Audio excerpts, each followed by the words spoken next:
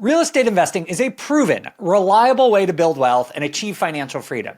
And you can start with as little as $20,000. Today, I'm going to show you how.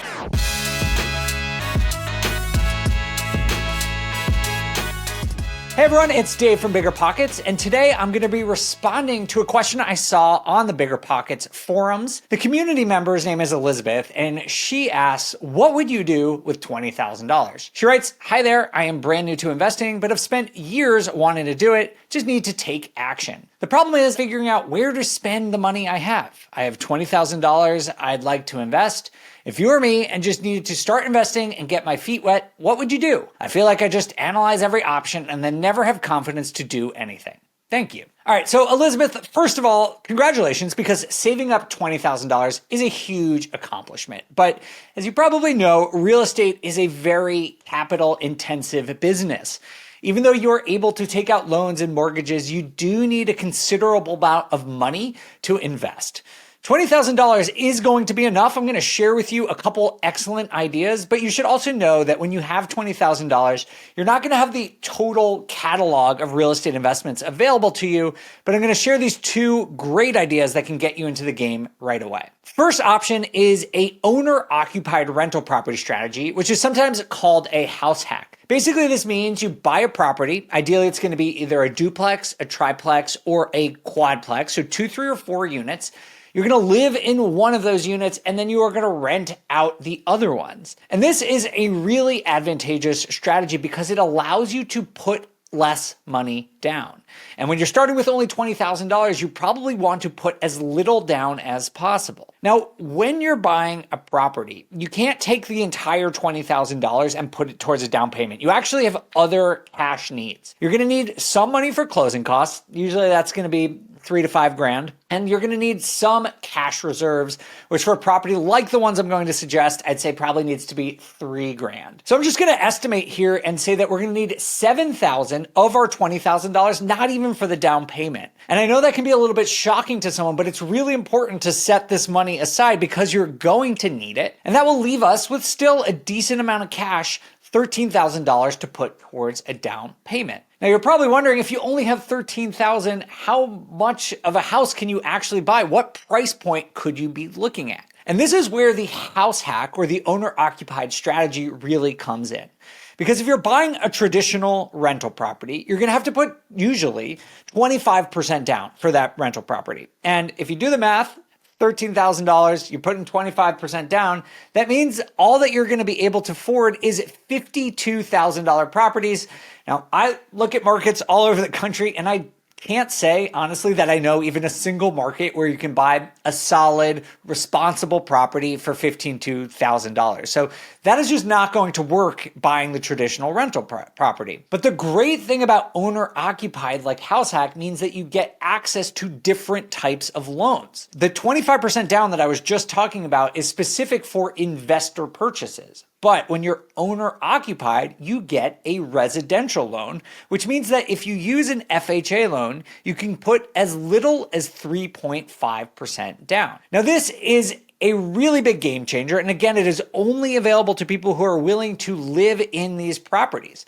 But with this option, you can buy a property up to $371,000. All you have to do if you want to figure this out for yourself is take $13,000, you divide it by 3.5% because that's your down payment, and it comes out to $371,000, which is the max price point that you could be looking at. We want to put a little more down. If you don't want to use an FHA loan, some other kinds of banks will give you 5%, but even putting 5% down, you could still buy a property for $260,000. So that opens up a whole new world of possibilities here in terms of properties. I've personally bought cash flowing on market deals for less than $260,000 in the last year. And hopefully this shows you that you can buy really quality assets in specific markets. It's not going to be available everywhere, but you can buy quality assets in good markets at this price point if you're willing to do the owner-occupied strategy. If I were starting with $20,000 today, this is where I would focus. For sure, this would be my number one choice. I would build a buy box that was looking for something that's, again, a 2, 3, or 4 unit My price point would be between $260,000 and $350,000. And the key, again, is that you're going to live in it. And this will get you that owner-occupied loan, the key here. But there are other things that are beneficial about this. The second thing is that you're going to self-manage the property. Now, if you watch some of these videos, you know that when you buy a rental property, if you're buying out of state, for example, you have to pay a property manager. You usually lose 8 to 10% of your revenue just to paying that property manager, which could take a good deal and turn it to one that actually doesn't make sense. Owner occupying makes it super easy to self-manage a property. I've done it myself. When you have maintenance calls, when you have to show a property, it's in your house. So it makes it a whole lot easier, and it's going to improve the financial performance of that deal. So those are the first two things. And the third thing is that it's also going to teach you the business of real estate. As Elizabeth said in her question, and really honestly, as so many people who consider the house hacking option are thinking, they want to get in real estate, they don't know how to start. House hacking is sort of training wheels for real estate investors because one, it again lets you get in with super low down payment. You get to be on site and it's a low risk way to learn the business. So for all three of those reasons, the loan, the self-management, and teaching you the business of real estate, I think it's a great option for investors. So those are three of the reasons. Actually, there's one more reason I wanted to mention. It's that you don't actually need to cash flow when you're house hacking, right? Because let's assume now, I don't know this for sure, but let's assume that Elizabeth is renting her property right now. By house hacking, the goal isn't necessarily to cash flow. That's actually going to be super hard in most markets. It's to reduce your overall living expenses, right? Because let's just say she's paying $1,500 a month in rent. Maybe she's able to house hack, and now her living expenses go from $1,500 a month to $1,000 a month. And that's honestly incredible. That means you are making $6,000 per year more of spending power per year than you had. You are bought into an asset that is going to appreciate over time, and you are learning the business. So that's another reason why house hacking is such a good option. Now, you might be wondering, are there places in the US where you can even buy deals, this kind of deal that's a good, solid asset in a good market? And the answer is yes, absolutely. You probably all know if you listen to me that I am long on the Midwest. I think there's a lot of great markets there that are very affordable.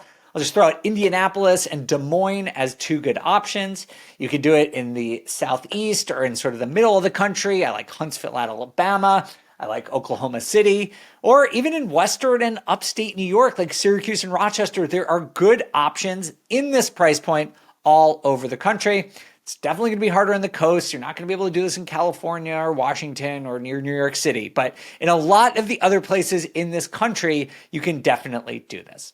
So that's my first choice if I were Elizabeth, is to house hack. The second choice is if you don't want to owner occupy, you can find a partner to buy a more traditional rental property with. And I know that some people find this intimidating, but this could be anyone. It could be a friend, it could be a family member, or anyone you know with a little bit of cash. You can also network with other real estate investors, start going to meetups, meet people on BiggerPockets. Those are other ways that you can find partners to buy rental properties with. And the reason I'm saying that you should do this is because, again, $20,000 putting 25% down is just not enough to buy a quality asset. So you need to find a way to increase the total amount of money that you can put into this deal. Now, you can find someone and do 50-50, but I wouldn't recommend that because I don't think it's going to get you enough money. Because just doing the math, right? If you put in 20 grand, someone else puts in 20 grand, you have 40,000. Remember, we need to take out 7,000 for closing costs and cash reserve. So that gives you 33 grand to invest. And if you're putting 25% down, that still only gets you $132,000 as your price point. That's going to be pretty tough to find a good property in a good market. You know, if you wanted to do a single family home, you can maybe find one in the Midwest. So that is definitely possible. But my recommendation, I would encourage you to instead look for a minority stake in a bigger deal. So this means that you're not going to have full control of the asset. That's okay. Most people start this way.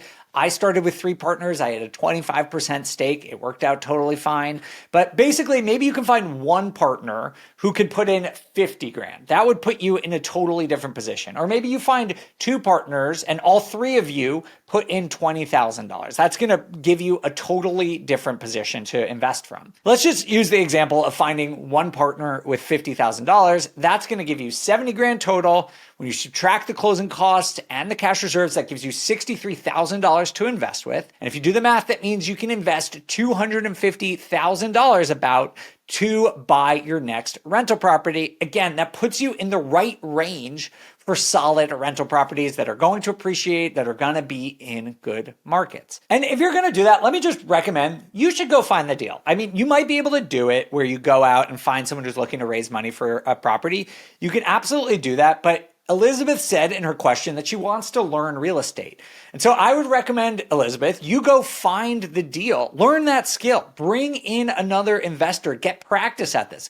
It's going to be hard the first time, but it's going to teach you so much about real estate that you're going to be able to use for this deal. And then you'll be able to scale to your second, your third, and all the other deals that you want to put towards your portfolio. The reason I like this so much is, number one, it just gets you into the industry, which is Elizabeth's number one goal. And from there, you can learn a ton of skills about partnership structures, about buying properties that you can use going forward. Again, you're going to be an owner of an asset that will appreciate over time. You're going to pay less interest to the bank than the house hacking option because you're putting 25% down. And basically, if you're not going to want to own or occupy, this structure is really the best recommendation for you. So those are the 2 ideas. And both of these options are great. And if you're thinking, I don't want to partner or I don't want a house hack, so I don't like either of these options, I'm just going to challenge you a minute to try.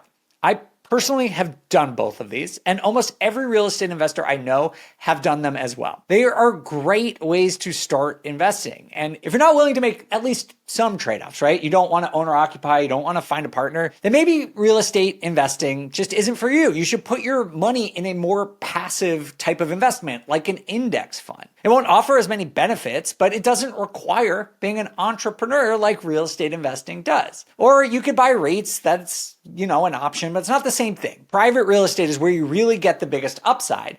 And at least to me, and I hope to you all because you're watching this, that upside to investing in private real estate is worth some trade-offs, like figuring out who your partner is going to be or owner occupying one of your properties at least for a year. Both of these can help you get into a business that can honestly radically transform your life. I think it's totally worth it. That's what I got for you today, Elizabeth. Hopefully this is helpful to you and helpful to all of you watching this video who might be starting with a similar amount of money. Or if you're starting with a different amount of money, you can take the same simple formula and thoughts that I've been using here and apply it to your own situation, figure out how much you can put into a down payment, what your price point is, and then begin to start identifying markets based on the price point that you can afford. If you have any questions about this, please let me know. I'm happy to answer them in the comments below. Thanks again for watching. See you next time.